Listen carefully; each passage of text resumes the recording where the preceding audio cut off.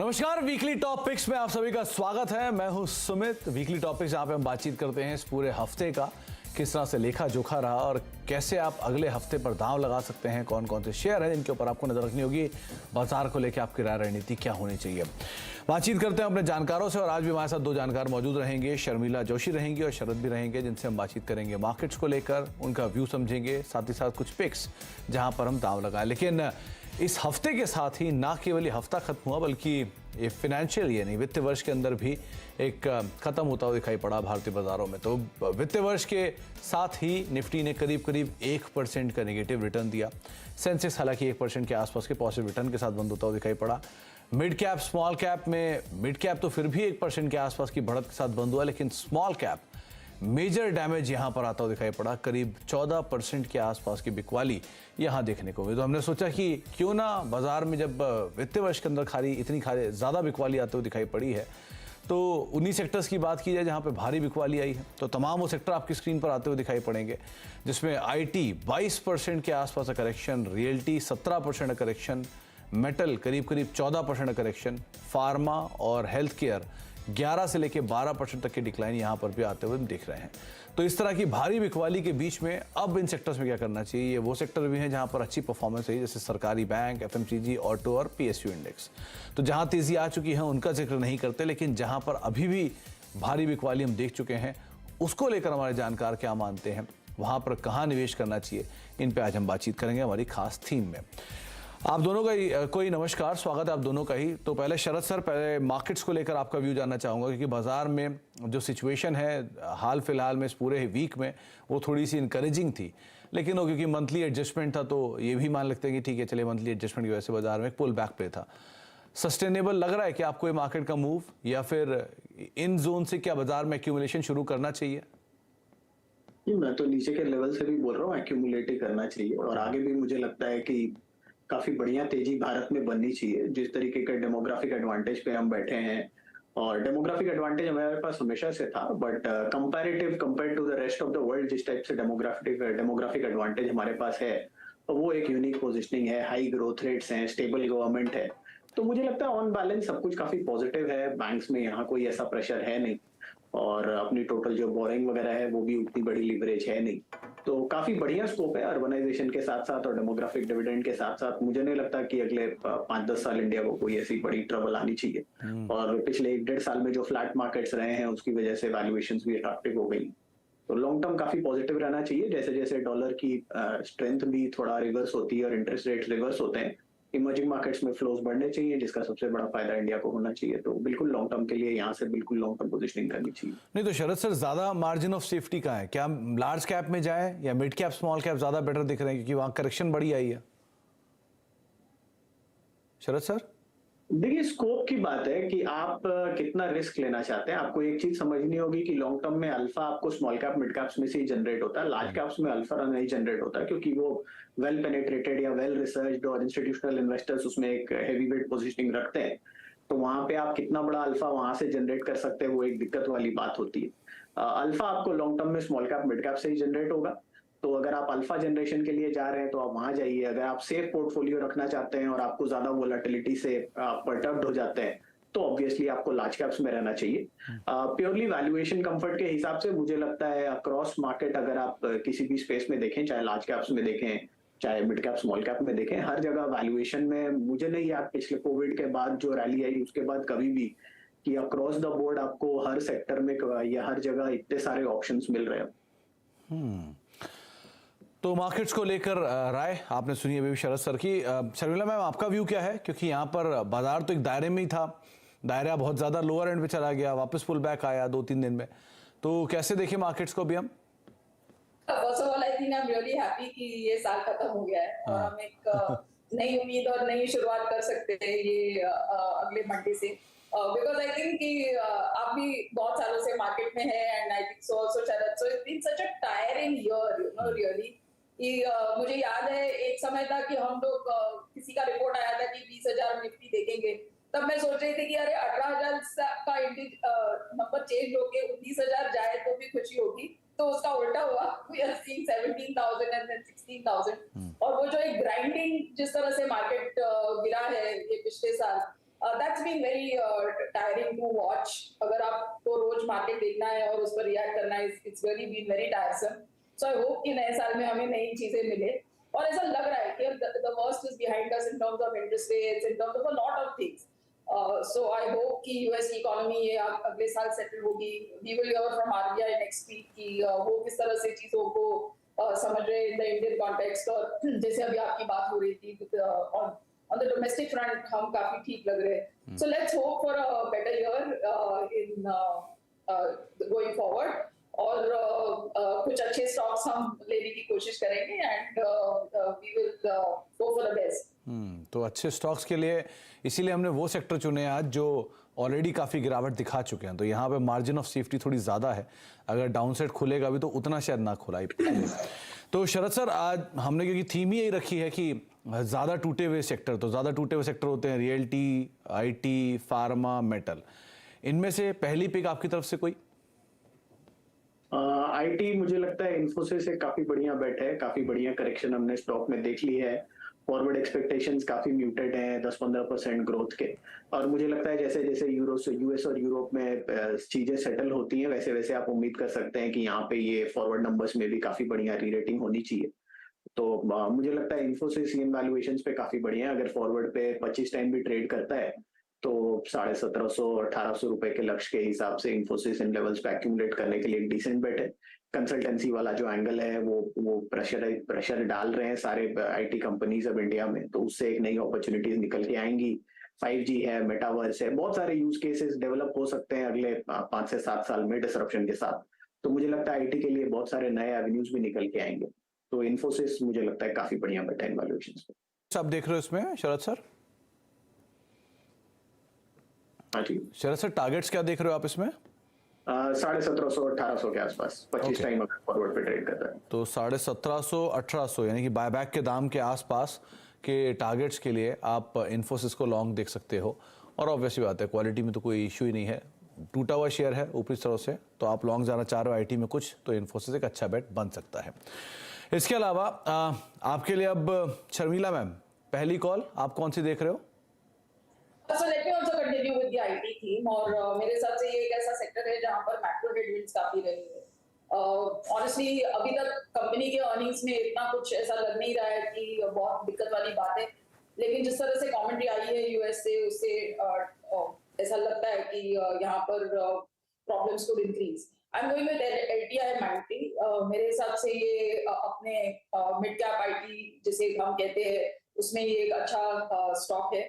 दो कंपनीज इसमें मर्ज हुई है, L&T Infotech एंड Mindtree. और अभी जो कंबाइंड एंटिटी है हम देख रहे हैं कि उनकी डील विंस जो है उनका फेवर बदल गया है, क्योंकि now they can bid and there winning deals जो पहले एज एन इंडिविजुअल एंटिटी वो नहीं जीत पा रहे थे. तो that's been a big plus point for them. उनकी डील पाइपलाइन ऑलरेडी काफी स्ट्रांग थी और उम्मीद है कि वो उसी को बरकरार रखेंगे. मार्जिन्स भी काफी स्ट्रांग है. मैनेजमेंट इज एक्सपेक्टिंग 17 to 18% और आगे चलकर I mean, they're conservative for the year going forward, लेकिन उसके आगे उनकी उम्मीद है कि वहां से भी बढ़ सकती है. Valuations probably in the mid cap space थोड़े expensive होंगे, लेकिन given the quality of the stocks काफी मुझे reasonable लग रहे हैं. So मुझे लगता है कि इस स्टॉक को आप खरीद सकते हैं with a target of 5,000. तो 5,000 के टारगेट्स और L&T Infotech Mindtree IT space का ही एक नाम, जो कि शर्मिला मैम को भी दिखाई पड़ रहा है कि यहाँ पर एक अच्छे वैल्यू और इंटीग्रेशन का इम्पैक्ट आएगा. थोड़ा बहुत शायद नियर टर्म हेडविंड्स ज़रूर फेस करे, लेकिन इंटीग्रेशन पूरा होने के बाद यहाँ पर वापस मूव आता हुआ दिखाई पड़ सकता है. शरद सर, आपकी तरफ से दूसरी पिक? फार्मा स्पेस से डीवीज लैब काफी डिसेंट करेक्शन स्टॉक ने ऑलरेडी देख ली है. हमारा ये मानना है कि API स्पेस में जैसे जैसे चाइना रीओपनिंग होती है, जो रॉ मटेरियल का प्रेशर बहुत ज्यादा हो गया था वो काफी हद तक रिलीज होना चाहिए, तो उसका फायदा इस कंपनी को मिलेगा. तो मार्जिन्स में इंप्रूवमेंट आपको देखने मिलनी चाहिए.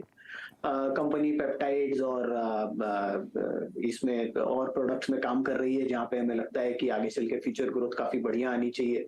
लॉन्ग टर्म में जैसे जैसे काकीनाडा वाला प्रोजेक्ट ये चालू करने की बात कर रहे हैं, उसका भी फायदा हमें देखने को मिलना चाहिए. तो मुझे लगता है फॉरवर्ड अर्निंग्स FY24 FY25 में अर्निंग्स ग्रोथ वगैरह काफी स्ट्रांग हो सकती है. मार्जिन्स इंप्रूवमेंट की काफी बड़ी गुंजाइश है FY24 में भी. तो अगर स्टॉक 30-35 टाइम भी ट्रेड करता है तो हमें लगता है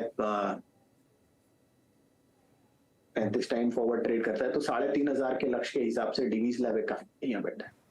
तो डीवी स्लैब 3,500 के टारगेट्स के लिए आप देख सकते हो। वैसे भी ये करेक्ट काफ़ी हुआ, एक समय पे 4-4,500 पे कामकाज करने वाला नंबर्स आया, नंबर्स के बाद टूट के अभी 2,800 के आसपास आ गया, लेकिन सिचुएशन प्रिवेल करती है, स्टेबलाइज हुआ है थोड़ा स्टॉक और वापस ये 3,500 के आसपास के जोन्स दिखा सकता है। तो शरद सर मान रहे कि अगर आप एक्यूमुलेट करना चाह रहे हो कुछ फार्मा में तो एक नाम हो सकता है। शर्मिला मैम, आपकी तरफ से दूसरी कॉल। जो हम सब सेक्टर्स की बात कर रहे हैं, सब अलग अलग रीजंस की वजह से अंडर परफॉर्म उन्होंने किया है। तो अगर हम फार्मा सेक्टर की बात करें तो ऑब्वियसली आई थिंक जैसे ही कोविड का टेलविंड वहां से निकल गया और once that China plus one और व्हाटएवर वो सब चीजें भी दे फेल इन प्लेस, तो हम देख रहे हैं कि ये स्पेस में काफी दिक्कत बढ़ी है। उसमें एक स्टॉक है बायोकॉन जो काफी करेक्ट हो चुका है ये पिछले महीनों में। I think one of the reasons also is कि काफी इसमें एग्जिट्स हुए हैं, तो उस वजह से फ्लोटिंग स्टॉक बढ़ गया है, तो the stock has sort of उस प्रेशर से भी थोड़ा नीचे आया है क्योंकि लिक्विडिटी काफी बढ़ गई है। But I think if you look at the numbers, Q3 में उनके रेवेन्यूज काफी अच्छे थे, बायोलॉजिक्स वर्टिकल से काफी नंबर्स अच्छे थे। उसके साथ साथ आगे चलकर राइट्रिस का जैसे बायोसिमिलर्स में उनका कंसोलिडेशन होगा तो वहां से भी इंप्रूवमेंट आने की संभावना है। वैल्यूएशंस काफी मैंने कहा कि ठीक लग रहे थे given the fact that the stock इतना करेक्ट हुआ था। So I think the stock can pull back to about a 250 sort of a level from the current price. So I'm recommending Biocon. तो बायोकॉन 250 रुपए के targets आप यहाँ पर देख सकते हो। हेविली करेक्टेड स्टॉक है, अगर आप हायर लेवल से देखोगे तो भी और अदरवाइज भी करीब 206 के आसपास से पहुंच गया है। शर्मिला में वैल्यूएशन वाइज कंफर्टेबल है आप, क्योंकि ऑलरेडी थोड़ा महंगा साइड पर ही है। Yes, I think given their numbers, आगे चलकर वहां पर भी हम रेवेन्यूज तो काफी ठीक थे, आई थिंक प्रॉफिटेबिलिटी में थोड़े कंसर्न्स थे, बट आगे चलकर वो भी एवरेज आउट हो जाएगा। और as I said I think कि बायोसिमिलर्स, बायोलॉजिक्स जो सब उनके बिजनेस लाइंस है वो अच्छा कर रहे हैं, तो आगे चलकर I would expect a price of 250। एक बड़ा केपेक्स भी लाइंड अप है, वो केपेक्स पूरा होते ही revenue visibility better, profitability better और उसके बाद शायद वैल्यूएशन वाला पार्ट भी राइट साइज होता हुआ दिखाई पड़ेगा। तो 2 नाम आईटी से और 2 नाम फार्मा से आपने यहाँ पर अभी देखे हैं। करीब इन्फोसिस, एल&टी, इन्फोटेक, माइंडट्री और बायोकॉन और डीवीसी कुछ नाम हैं जहाँ पर आप नजर रखते हैं। इन्फोसिस 1750 रुपये के टारगेट्स के लिए, और बाकी अगर शेयरों में भी नजर डालेंगे तो उसमें डीवी स्लैब जिसमें आप करीब 3500 रुपये के टारगेट्स के लिए आप लॉन्ग साइड में जा सकते हो, और साथ ही साथ एल&टी इन्फोटेक, माइंडट्री और बायोकॉन 250 रुपये के टारगेट्स के लिए, और एल&टी इन्फोटेक पे भी अगर नजर डालेंगे तो करीब 5,000 के टारगेट्स के लिए यहाँ पर भी आप लॉन्ग जा सकते हो। लेकिन शर्मिला मैम, क्या मार्केट्स में ये मान के चलें कि ये सेक्टर में डाउनसाइड एटलीस्ट लिमिटेड अब एटलीस्ट फार्मा में और आईटी में? Yes, maybe not IT because IT थोड़ा it's moving with the concerns happening with US, लेकिन मेरे हिसाब से फार्मा में थोड़ा अभी डाउनसाइड मुझे लिमिटेड लग रहा है बिकॉज स्टॉक्स काफी करेक्ट हुए हैं पिछले 1.5-2 सालों में। एंड अगर आज का ट्रेड आपने देखा होगा तो वो फिर से जो स्टॉक्स जिनको जो कोविड रिलेटेड है उनमें हम फिर से एक मूव देखने लगे हैं, like for instance granules etcetera. Linde I think would be another stock जो ऑक्सीजन बनाता है, तो we started seeing move in these stocks again, क्योंकि हम सुन रहे हैं कि कोविड के केसेस फिर से बढ़ रहे हैं, तो वो भी एक वो क्या कहना चाहिए वो एक मोमेंटम मूव भी ऐसे लग रहा है फिर से फार्मा में शुरू हो रहा है। So it's not a good thing, लेकिन स्टॉक्स के हिसाब से तो ठीक ही है। चलिए, तो बाजार में मोमेंटम बन रहा है और ट्रिगर पॉइंट के तौर पे अभी कोविड केसेस कामकाज कर रहे हैं इन पर्टिकुलर स्टॉक्स के लिए। ब्रेक का वक्त हो गया, ब्रेक के बाद लौटते हैं, बातचीत जारी रखेंगे दोनों ही जानकारों से, और एक पिक्स अभी और उनकी पेंडिंग है उस पर बातचीत करते हैं छोटे से ब्रेक के उस पर।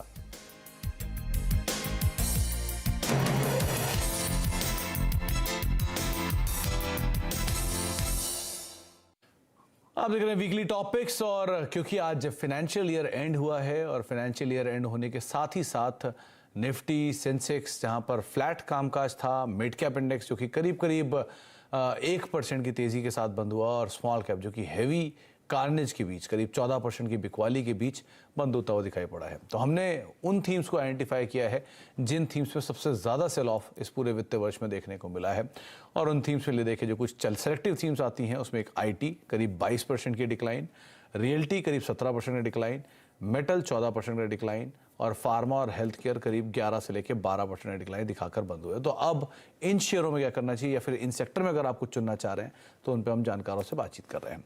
शरद हमारे साथ मौजूद हैं और शर्मिला से भी हम बातचीत कर रहे हैं। शरद सर, अगला कॉल जो आपकी तरफ से रहेगा वो कौन सा होगा? जी, रियल एस्टेट स्टॉक्स में मुझे लगता है काफी डीप करेक्शन आ गई है और जैसे जैसे इंटरेस्ट साइकिल रिवर्स करने की हम बात कर रहे हैं तो वहां से भी कुछ पॉजिटिव नंबर्स निकल के आ सकते हैं। गोदरेज प्रॉपर्टीज सबसे बड़ा प्लेयर है उस स्पेस में और काफी बड़ी करेक्शन ऑलरेडी देख चुका है। एमएमआर फोकस है, ग्रेजुअली वो अपने डाइवर्सिफाई कर रहे हैं अपने फोकस को थोड़ा बहुत साउथ में और दिल्ली में भी। तो मुझे लगता है उसका फायदा कंपनी को आने वाले समय में मिलना चाहिए। अर्निंग्स ग्रोथ काफी स्ट्रांग रहनी चाहिए। पिछले 4-5 सालों में जो एरिया वो पर ईयर सेल करते थे उसमें भी काफी बड़ा इजाफा आया है। काफी बड़ा लैंड बैंक उनके पास ऑलरेडी है, ब्रांड परसेप्शन वगैरह काफी स्ट्रांग है। तो मुझे लगता है लॉन्ग टर्म में रियल एस्टेट में भी डिमांड काफी रोबस्ट रहनी चाहिए अक्रॉस इंडिया। तो उसका फायदा गोदरेज प्रॉपर्टीज को मिलना चाहिए। नाव के हिसाब से 1300-1400 रुपए तक के लक्ष्य के हिसाब से मुझे लगता है गोदरेज प्रॉपर्टीज काफी बड़ी।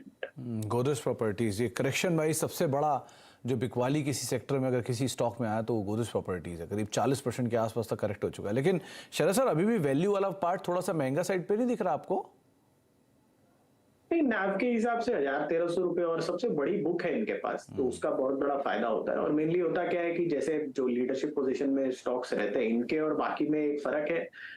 कुछ साउथ वालों में फर्क उतना नहीं है, बट बाकी जो बड़े पोजीशन वाले प्लेयर्स हैं जैसे डीएलएफ वगैरह है, वहां पे लैंड बैंक उनका काफी बड़ा है और होर्डिंग पे काफी पैसा जाता है। बट ये पूरी तरीके से प्रोफेशनल वे में मैनेज होता है, बिजनेस की तरह ही मैनेज हो रहा है न्यू एज रियल एस्टेट के हिसाब से। तो मुझे लगता है गोदरेज को उस हिसाब से एक प्रीमियम मिलना चाहिए और एसेट टर्नओवर भी आपको काफी बेटर मिलना चाहिए लॉन्ग टर्म में।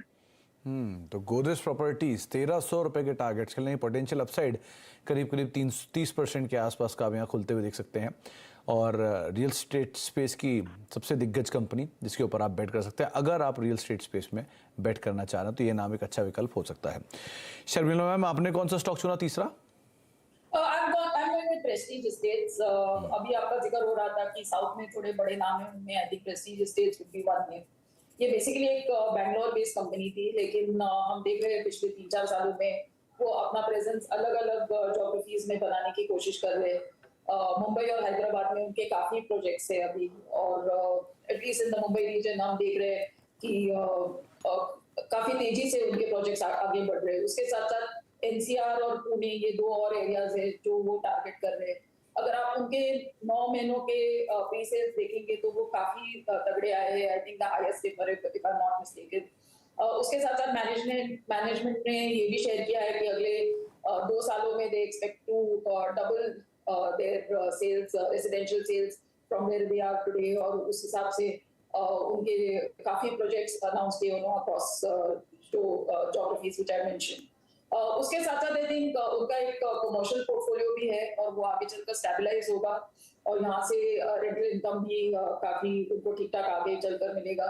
तो अगर आप ये सब पार्ट्स जोड़े तो मेरे हिसाब से प्रेस्टीज एस्टेट्स को ये लेवल पे लिया जा सकता है with a target of 5। Okay, तो प्रेस्टीज एस्टेट एक और ऐसा नाम है जो आप रियल स्टेट स्पेस में पिक कर सकते हो। शर्मिला, लग रहा है कि इंटरेस्ट रेट साइकिल अब टॉप की साइड जा रही है, 25 बेसिस पॉइंट मैक्स जो बढ़ सकता हो। यस, ऐसा लग रहा है। इन आवर कॉन्टेक्स्ट डेफिनेटली ऐसे लग रहा है कि अभी और 25 बिप्स की उम्मीद है। और अगर आप ऑनेस्टली रियल एस्टेट सेक्टर को देखें तो डेटा इज सो मिक्स, क्योंकि ऐसे लगता है कि हायर इंटरेस्ट रेट से that you would see a slow down, और लेकिन फिर ये सुनने में आता है कि किसी के जो डीएलएफ वगैरह के जो प्रीमियम प्रोजेक्ट्स है they get sold out with in hours, और लाइन लगती है इनफैक्ट प्रीमियम प्रोजेक्ट्स में बुकिंग करने के लिए। So the data is actually very confusing, coming from the sector. लेकिन हम उम्मीद यही कर सकते हैं कि आगे चलकर इंटरेस्ट रेट स्टेबलाइज होंगे और जो मेट्रोस के को छोड़कर जो बाकी जो छोटे शहर है उनमें भी हम बाइंग देखेंगे फॉर डिमांड देखेंगे pickup for new homes, and I think that's where a company like Prestige will play a part. Okay, तो शरद सर, आप भी यही व्यू रखते हो कि इंटरेस्ट रेट साइकिल अब टॉप साइड पर है, बहुत ज्यादा अब शायद अपसाइड ना हो इंटरेस्ट रेट्स को लेकर? जी जी बिल्कुल, और मुझे लगता है ये एकदम पीक पे जाके उस पे जजमेंट लेना काफी मुश्किल होगा।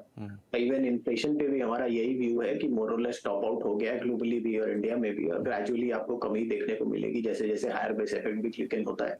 तो मुझे लगता है अगले 3-6 महीने काफी इंटरेस्टिंग रहने वाले हैं। जैसे जैसे ये कंफर्म होता है कि इंटरेस्ट रेट्स, इन्फ्लेशन, ये सारी चीजें ग्लोबली और डोमेस्टिक लेवल पे पीक आउट हो रही हैं, तो उसकी वजह से आपको ये भी देखने मिलना चाहिए कि फ्लो का रिवर्सल भी काफी स्ट्रांग होना चाहिए डोमेस्टिक का, इमर्जिंग मार्केट्स में खास करके। जी, तो इमर्जिंग मार्केट्स में आप इंटरेस्ट रेट सिनेरियो को अब शायद पीक होता हुआ देख रहे हैं, और इन्फ्लेशन ऑब्वियसली 2 क्वार्टर से जो पिछले कमेंट्री आ रही है कंपनी की तरफ से, वो भी ये बात मेंशन कर रहे हैं कि जो इन्फ्लेशन या इनपुट कॉस्ट की हायर साइड उन्होंने देखी थी वो अब कुछ हद तक कम होते हुए दिख रही है।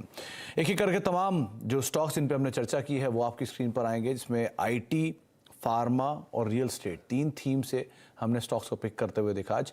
शरद जी की कॉल में इन्फोसिस 1750 रुपये के टारगेट्स के लिए आप लॉन्ग जा सकते हैं, जल्दी इसके नंबर भी हैं। इसके अलावा शरद सर मान रहे हैं कि फार्मा में अगर आप पिक करना चाह रहे हैं तो डिवीस दूसरा नाम है, 3500 रुपये के टारगेट्स के लिए आप देखेंगे।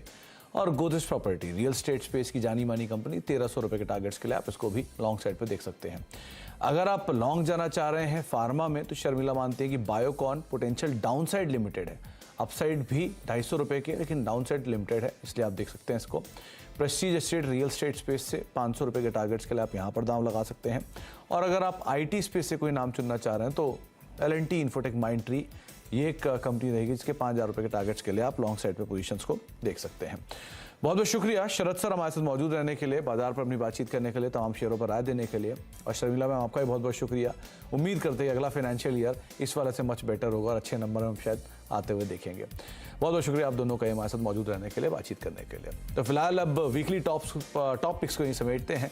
अब नए वित्तीय वर्ष में ही आपसे मुलाकात होगी।